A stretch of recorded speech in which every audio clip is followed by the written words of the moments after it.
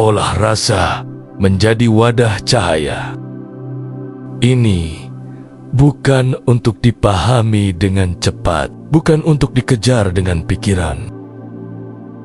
Ini untuk dirasakan perlahan, seperti air yang menetes ke batu, seperti angin yang menyentuh daun, seperti cahaya yang masuk ke celah jendela hati. Kita semua punya rasa, tapi tak semua orang mau duduk diam mendengarkannya. Padahal rasa bisa bicara, rasa bisa menuntun, rasa bahkan bisa membuka jalan menuju sesuatu yang lebih besar dari kita. Semua orang tahu apa itu rasa, tapi tidak semua orang benar-benar memahaminya. Rasa bukan sekadar sedih, senang, takut, atau marah. Rasa bukan cuma soal perasaan yang datang dan pergi. Rasa adalah getaran halus yang hidup di dalam diri. Ia tidak bisa dilihat, tapi bisa dirasakan. Kadang kita merasa gelisah, padahal tidak tahu kenapa. Kadang hati terasa hangat ketika bertemu seseorang, padahal belum pernah berbicara apa. Itulah rasa yang sedang bekerja, bukan pikiran yang menjelaskan, tapi jiwa yang sedang mengenali. Rasa adalah bahasa jiwa. Saat kita tidak bisa berkata-kata, rasa tetap berbicara. Ia bisa memberi petunjuk, bisa memberi peringatan, bisa memberi harapan. Jika kita belajar mendengarkan rasa, kita akan tahu kapan harus diam, kapan harus melangkah, dan kapan harus melepaskan. Rasa tidak pernah bohong. Yang sering keliru adalah cara kita menafsirkannya. Kadang kita terlalu sibuk dengan pikiran hingga tidak sempat mendengar rasa yang sangat halus itu. Rasa itu seperti air. Ia mengalir ke tempat yang rendah. Maka jika kita merendahkan hati, rasa akan datang dengan jernih. Rasa bukan musuh pikiran, ia justru melengkapi pikiran. Jika rasa dan pikiran berjalan bersama, hidup jadi lebih bijaksana. Jika engkau ingin memahami hidup, jangan hanya berpikir, rasakan, diamlah, dengarkan sesuatu yang lebih dalam dari kata. Kadang tubuh kita bergerak sendiri tanpa direncanakan, tanpa disuruh oleh pikiran. Ia bergerak karena rasa.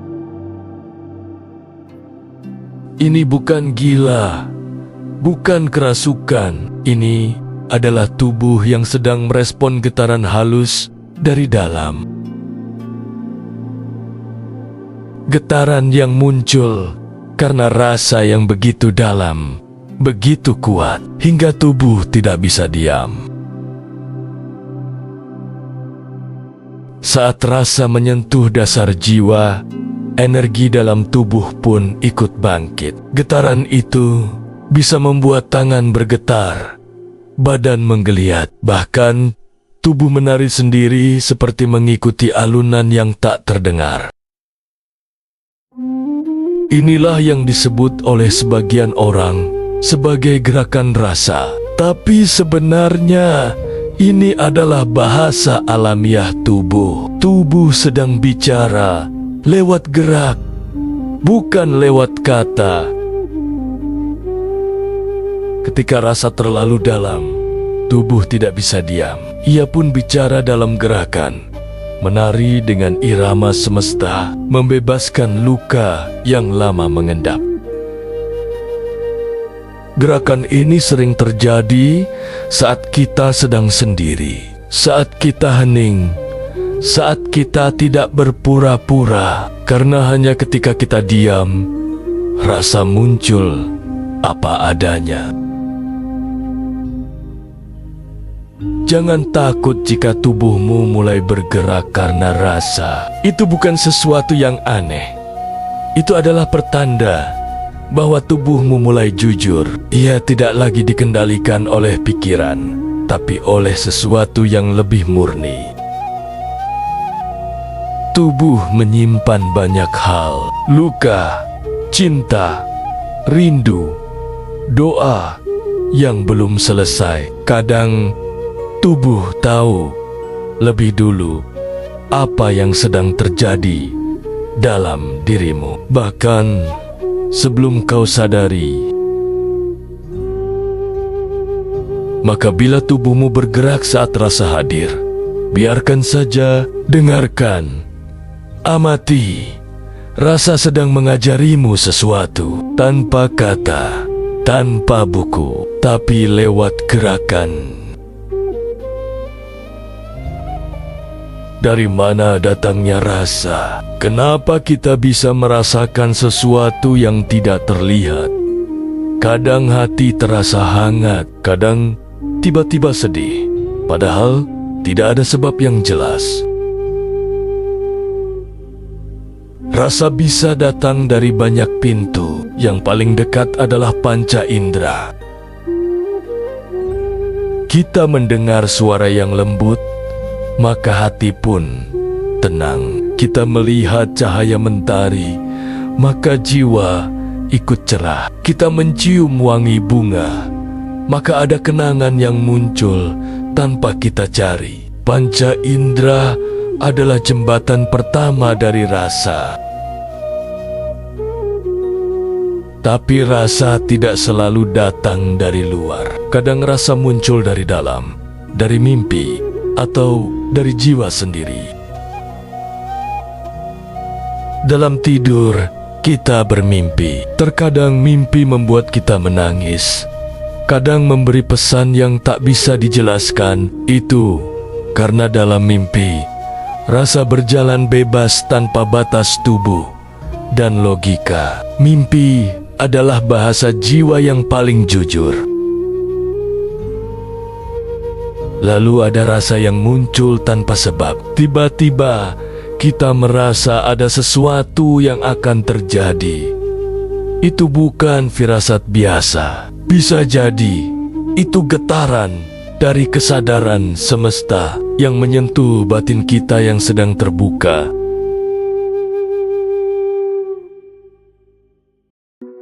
Rasa datang tanpa suara, kadang lewat cahaya, kadang lewat gelap, tapi selalu ada pesan di dalamnya, bukan untuk dipikirkan, tapi untuk didengarkan dengan hati.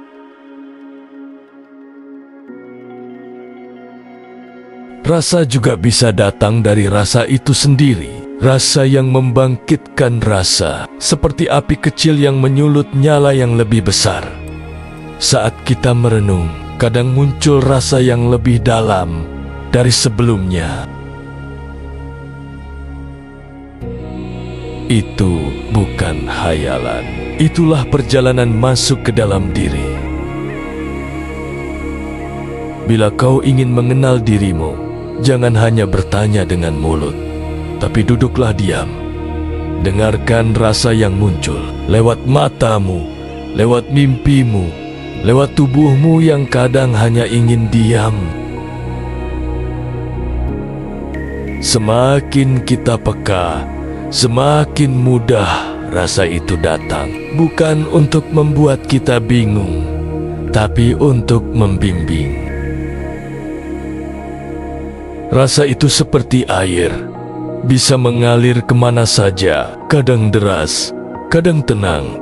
Tapi tahukah engkau, air bisa diarahkan, begitu juga dengan rasa.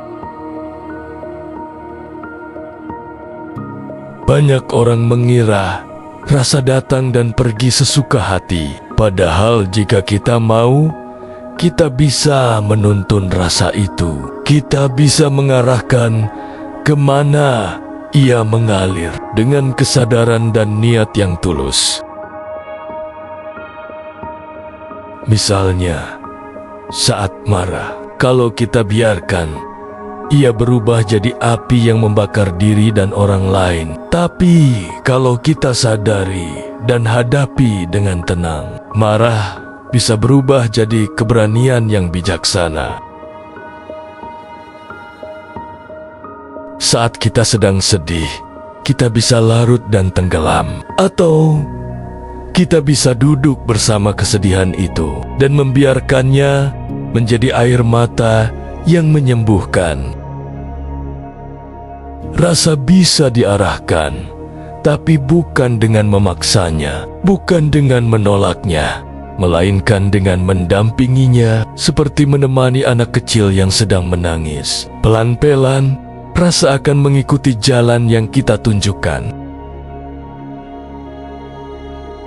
Aku bukan penguasa rasa, tapi sahabatnya. Aku ajak dia bicara.